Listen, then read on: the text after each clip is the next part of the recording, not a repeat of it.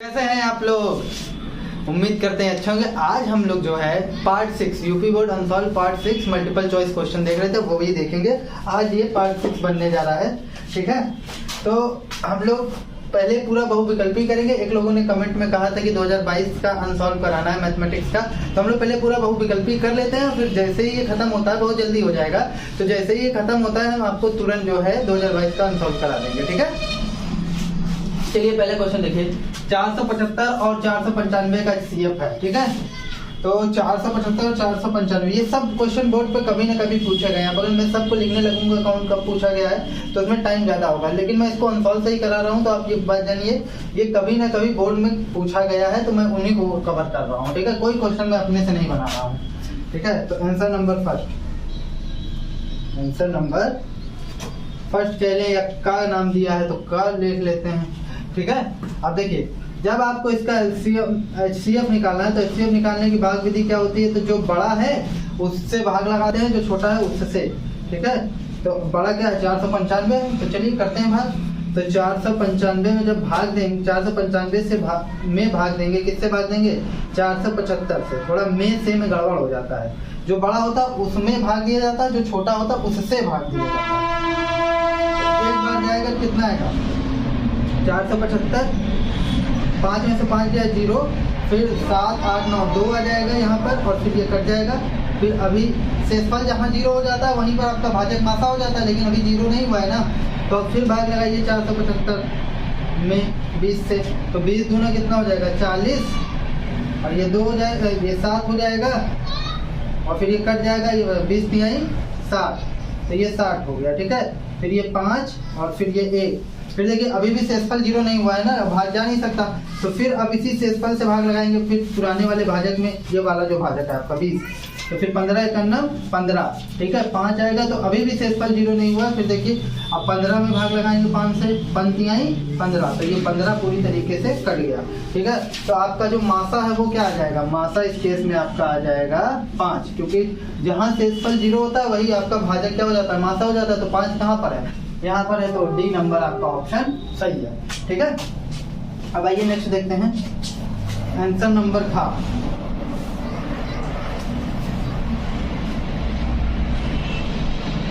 ठीक। देखिए साइन 12 अंश कॉस 78 अंश, मैं यहाँ इसको लिख देता हूँ। साइन 12 अंश कॉस 78 अंश, फिर साइन 78 अंश, साइन 78 अंश, और फिर कॉस 12 अंश। जरा सोचिए, ट्रिग्नोमेट्री पूरा सोच का खेल है, ये आपकी बुद्धि पर डिपेंड करता है पूरी तरीके से।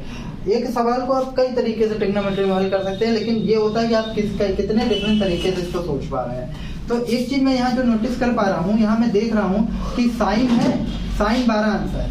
क्या हो अगर यहाँ फिर साइन 12 अंश यहाँ भी बन जाए और यहाँ पर कॉस 12 अंश बन जाए, तो sign square theta plus cos square theta हो जाएगा, और वो हमको हेल्प कर देगा, ठीक है। क्योंकि sign square theta plus cos square theta बराबर 1 होता है, ठीक है। इसी तरीके से या तो इस 12 को चेंज करिए या तो इस 78 को चेंज करिए। तो मैं 12 को वैसे ही रख देता हूँ, 78 को चेंज करता हूँ। अब आपका मन है कि आप वही हम 78 को चेंज करेंगे, तो यही मैं बता रहा हूँ, ट्रिग्नोमेट्री पूरा जो है आपकी सोच पर डिपेंड करता है। तो आइए मैं 12 को चेंज करता हूँ, या तो चलिए 78 को ही कर देते हैं। तो ये 12 डिग्री हो जाएगा। आप इसको लिख सकते हैं कॉस 90 माइनस 12 डिग्री लिख सकते हैं भाई। 90 में से 12 जाएगा, 78 हो जाएगा, कोई फर्क भी नहीं पड़ेगा, ठीक है।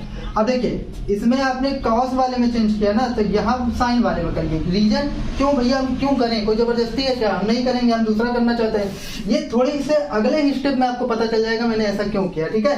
तो यहाँ पर अगर मैंने कॉस वाले में चेंज किया, तो यहाँ मैं साइन वाले में कर रहा हूँ, ठीक है। तो जब मैं यहाँ साइन वाले में करेंगे तो ये हो जाएगा साइन 90 माइनस 12, और ये कॉस 12। अगले ही स्टेप में आपको इसका जवाब मिल जाएगा, क्यों मैं वही कर रहा हूँ, ठीक है। कॉस 12। तो देखिए साइन 12 डिग्री, अब कॉस 90 माइनस थीटा क्या होता है? साइन थीटा होता है। तो आप इसको कर दीजिए साइन 12 अंश, साइन 12 अंश हो गया। फिर देखिए ये क्या हो जाएगा? ये साइन 90 माइनस थीटा क्या होता है? Cos theta. तो हो जाएगा कॉस 12 अंश, कॉस 12 अंश इंटू कॉस 12 अंश। अब जरा सोचिए और विचारिए, ठीक है। कि अगर आप यहाँ पर कॉस कर दिए होते, मतलब साइन को वही रहने देते, कॉस को कर देते, तो ये भले 78 बन जाता तो हमको वहाँ पर कुछ मैचिंग ना मिलता। देखिए लेकिन अब यहाँ पर कुछ मैच खा रहा है क्या, साइन 12 अंश, साइन 12 अंश, कॉस 12 अंश और कॉस 12 अंश। तो आप इसको लिख सकते हैं साइन स्क्वायर 12 अंश प्लस कॉस स्क्वायर 12 अंश। अब आप फार्मूला जो हाई स्कूल में एक ही सूत्र मन लगा के पढ़े हैं, sine square theta plus cos square theta is equal to 1, तो ये क्या हो गया 1। तो इसका आंसर क्या आ गया 1। although आप इसको भी चेंज कर सकते थे, तो लेकिन उस सिस्टम में आपको जो है कुछ इसमें आगे सॉल्व करने को नहीं सोचता, इसीलिए इसको इस तरीके से किया गया। आपका मन है तो आप इसमें साइन को चेंज करिए, कॉस को वैसे रहने दीजिए, इसमें जो है आप कॉस को चेंज कीजिए, साइन को वैसे रहने दीजिए, तो आप कई तरीके से कर सकते हैं। तो आपका ये आंसर क्या आएगा 1 आएगा, क्या आएगा 1 आएगा। ठीक है, अब नेक्स्ट क्वेश्चन देखते हैं आंसर नंबर का। तो गा देखिए, गा क्या कह रहा है, प्रेक्षणों मतलब कुछ एक्सपेरिमेंट किया गया है, उसमें प्रेक्षणों 3, 9, 21, 12, 15 और 16 और 14 का माध्यिका है, आपको माध्यिका बताना। तो मैं एक बार इसको लिख लेता हूँ, 3, 9, 21, 12, 15, 16 और फिर 14। ठीक है, इसका माध्यिका आपको बताना है। तो सबसे पहले आप इसको आरोही क्रम में व्यवस्थित कर लीजिए, आरोही या अवरोही क्रम जिसमें व्यवस्थित है। तो मैं आरोही में कर रहा हूँ, बढ़ते क्रम में। तो 3 के बाद बड़ा 9, 9 के बाद 12, 12 के बाद मेरे ख्याल से 14, 14 के बाद आपका आएगा 15, 15 के बाद 16, 16 के बाद 21। तो ये मैं क्या किया, आरोही क्रम में लिखने पर, किसमें, आरोही क्रम, बढ़ते क्रम में लिख दिया हमने।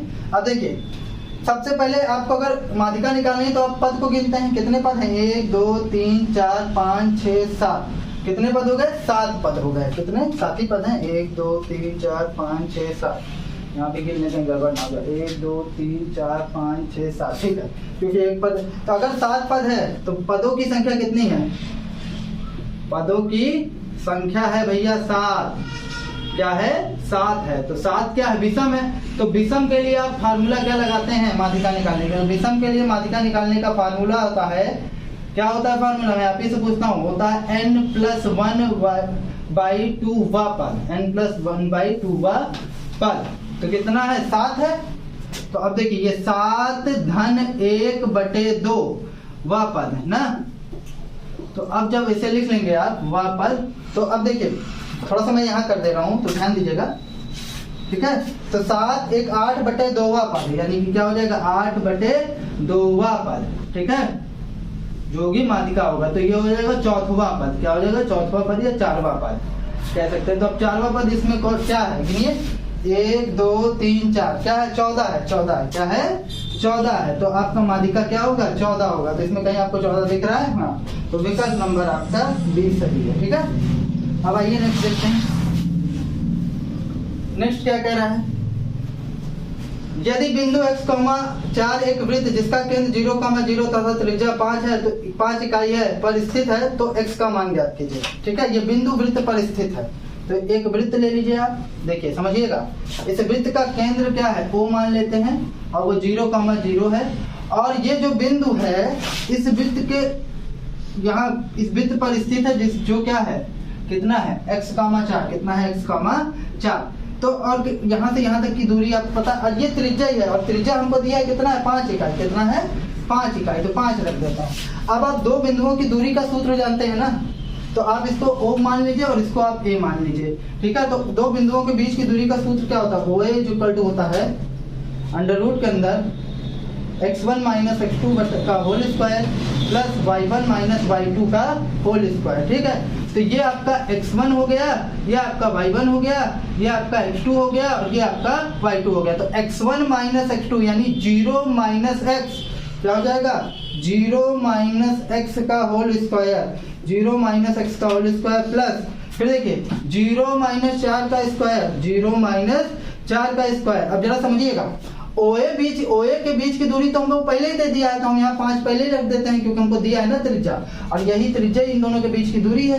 तो 5 हो गया, और फिर देखिए अब इसको घटाइए, -x का स्क्वायर प्लस -4 का स्क्वायर। ठीक है, तब ये हो जाएगा 5 = x² प्लस 16, ठीक है, क्योंकि माइनस माइनस प्लस हो जाएगा ना स्क्वायर में, ठीक है। अब दोनों पक्षों का वर्ग कर दीजिए, तो हम 25 और इधर वर्ग करेंगे तो रूट हट जाएगा, तो जब रूट हट जाएगा तो एक्स स्क्वायर प्लस 16, तो एक्स स्क्वायर बराबर क्या हो जाएगा 25, और इसको इधर बुलाइए, जब अपनी गली छोड़ेगा तो इधर प्लस है तो उधर माइनस हो जाएगा, तो ये माइनस 16 हो जाएगा, और जब घटेगा तो एक्स स्क्वायर बराबर रहेगा 25 में से 16 जाएगा तो मेरे ख्याल से 9 आएगा, कि 16 9 25 होता है, ठीक है 9। तो x का यहाँ से आप मान निकालेंगे तो √9, तो x बराबर क्या हो जाएगा प्लस माइनस 3। रूट से कोई भी चीज निकलता है तो वो प्लस माइनस दोनों में होता है, क्यों? क्योंकि आप 3 का वर्ग करेंगे तब भी वो 9 में आएगा, और -3 का वर्ग करेंगे तो भी वो 9 आएगा, क्योंकि माइनस माइनस प्लस होता है, ठीक है।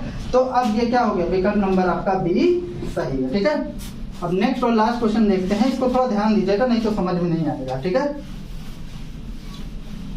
कह रहा है चित्र में COR, मतलब एक आपको सर्कल दिया है जिसका केंद्र O और त्रिज्या R है, के बिंदु P पर TP डैश स्पर्श रेखा, तो देखिए केंद्र O है और ये जिसके किस पर COR के बिंदु P पर स्पर्श रेखा क्या है TP डैश रेखा है। यदि AP डैश की माप 65 डिग्री है, AP डैश की माप कितनी है 65 डिग्री या अंश बात एक ही है, और POA की माप x है, POA की माप x हो तो x का मान ज्ञात कीजिए। मतलब आपको ये दे दिया है, सिंपली ये पूछा है, इस कहानी का सार ये है, ठीक है।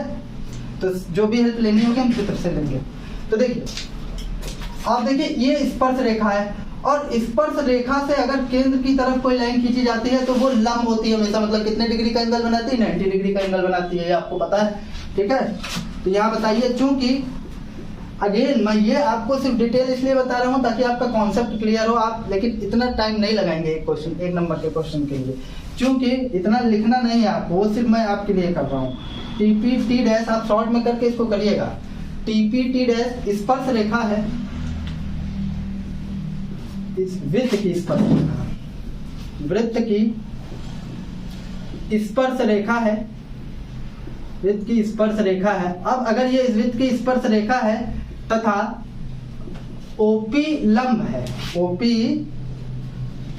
TP डैश पर लंब है, तो यहीं से प्रेरणा लेके हम कह सकते हैं अगर लंब है तो एक बात बताइए, मैं आप ही से पूछता हूँ OPT डैश कितना होगा, OPT डैश, इसलिए OPT dash is equal to 90 degree, लंब वाले कॉन्सेप्ट से ये पूरा एंगल यहाँ से लेकर यहाँ तक 90 डिग्री होगा। अब देखिए APT डैश हमको दिया है क्या दिया है APT डैश कितना दिया है 65 डिग्री, कितना दिया है 65 डिग्री। अब देखिए जरा यहीं समझिएगा, सारा खेल यहीं पर है। अगर ये आपको पूरा पता है कि 90 डिग्री है, कितना है 90 डिग्री है, और ये 65 डिग्री है, तो ये एंगल निकालना पूरा 90, पूरा में से अगर हम इतना हटा दें 65 डिग्री अगर हम हटा दें तो वही अंदर वाला एंगल बचेगा, क्या बचेगा APO। तो मतलब 90 में से अगर हम लोग 65 को हटा दें पूरा, क्योंकि 90 है, और 90 में से जब हम 65 को हटा देंगे तो यही अंदर वाला तो एंगल बचेगा। तो यही से हम लोग लिख सकते हैं, क्या लिख सकते हैं कि एंगल, कौन सा एंगल APO बराबर, फिर से एक बार देख लीजिए APO, ये पूरा 90 है, अगर पूरा 90 है तो ये पूरा 90 में से इस वाले एंगल को आप हटा दीजिए, 90 में से आप 65 हटा दीजिए तो अंदर वाला तो एंगल बचेगा। तो APO कितना आएगा 90 माइनस 65। अब इसको घटाइए तो मेरे ख्याल से 25 डिग्री आएगा, कितना आएगा 25 डिग्री है। मैं आपके लिए घटा देता हूँ, 90 में से अगर आप 65 घटाएंगे तो 10 में से 5 गया 5, 8 में से 6 गया 2, तो 25 डिग्री आया। तो ये एंगल हम आपको पता चल गया अभी कि ये एंगल कितना है 25 डिग्री, ठीक है। अब अगर ये 25 डिग्री है, देखिए आप जरा समझिएगा, ये त्रिज्या है और ये भी त्रिज्या है। भाई त्रिज्या किसी एक वृत्त की चाहे जितनी त्रिज्या खींच लीजिए वो बराबर है, तो मतलब इस त्रिभुज की दोनों भुजाएं भी बराबर हो गई त्रिज्या वाले कॉन्सेप्ट से, ठीक है। त्रिज्या वाले कॉन्सेप्ट से इन त्रिभुज की दोनों त्रिज्याएं जब बराबर हो गई, लेकिन वो त्रिभुज की क्या है दोनों भुजाएं हैं। अब किसी त्रिभुज में अगर दो भुजाएं बराबर होती हैं तो उनके सम्मुख कोण भी बराबर होते हैं। तो यहाँ आप कह सकते हैं चूंकि AO बराबर OP, क्यों, वृत्त की त्रिज्या है, क्या है, वृत्त की त्रिज्या है। वृत्त की त्रिज्या है। अब अगर ये वृत्त की त्रिज्या बराबर है तो समान भुजाओं के सम्मुख कोण बराबर होता है। तो ये अगर 25 डिग्री तो ये भी 25 डिग्री। क्यों? अगर भुजा समान है तो उसके सामने वाला कोण भी समान होगा। ये प्रमेय है, ये थ्योरम है, ठीक है। इसलिए एंगल OAP बराबर हो जाएगा किसके? OPA के, एंगल OPA के, ठीक है। तो एंगल OAP भी कितना हो जाएगा आपका? 25 डिग्री हो जाएगा।